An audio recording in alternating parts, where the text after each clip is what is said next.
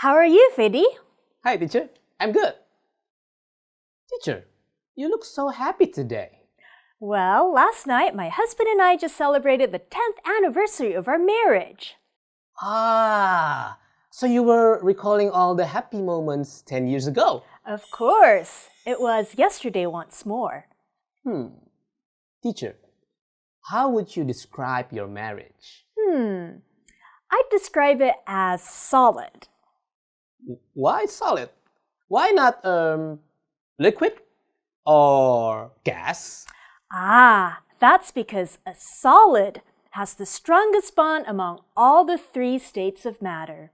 Since the day we met, I just knew we had chemistry between us. Just like solid particles, always close together, not like liquid or gas. What do you mean? What's the difference between solids, liquids, and gases? Great question. Let us learn some chemistry to understand the differences between the three states of matter: solids, liquids, and gases. Sure.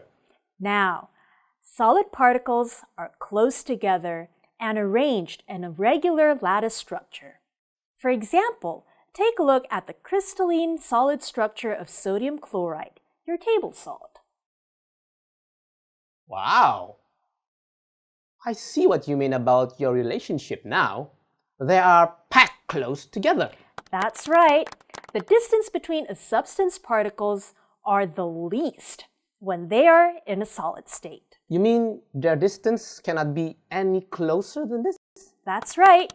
These particles are so close together that you cannot compress a solid. And I also noticed that they are packed in a very regular pattern. That's correct. And that's because they're so close together. The forces of attraction among the particles are so strong. These particles cannot break apart from the group and go away. So, in other words, solids cannot flow? Exactly. Hence, solids have a fixed shape because the attractive forces among them are very strong. Does that mean that solid particles cannot move at all? They can, but they only vibrate a little about their fixed positions. They cannot vibrate beyond certain distances. Correct. And that's because they have little kinetic energy.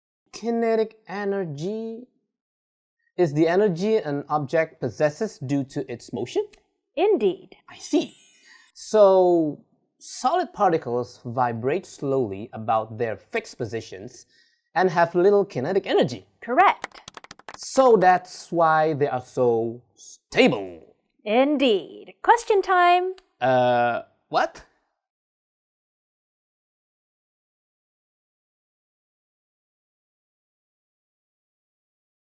That's incorrect. Click here to try again.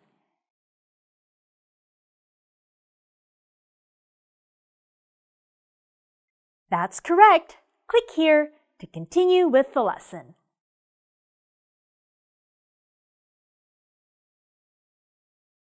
Teacher, what happens when particles in a solid substance have more energy and vibrate faster?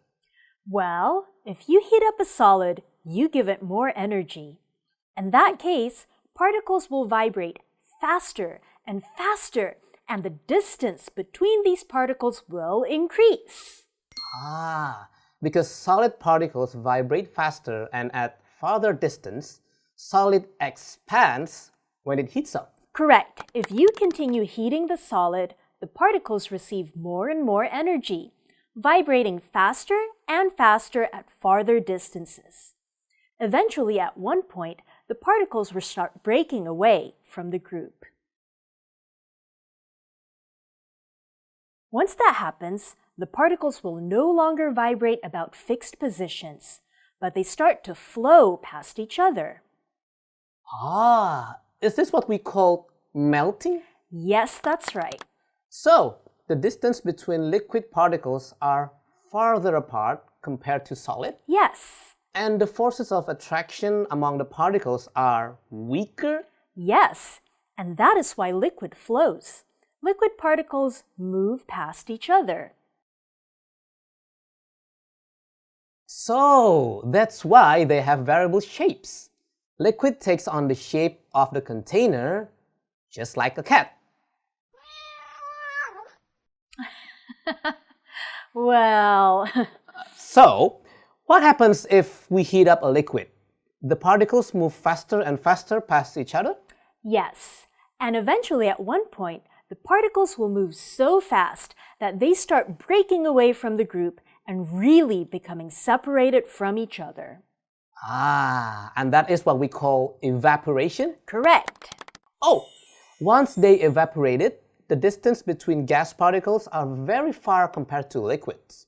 And because the distance between the particles are so great, the attractive forces between them become so weak or even negligible. Want to learn more? We have additional learning resources to offer for Cambridge IGCSE and AS A-level subjects. Register now for free.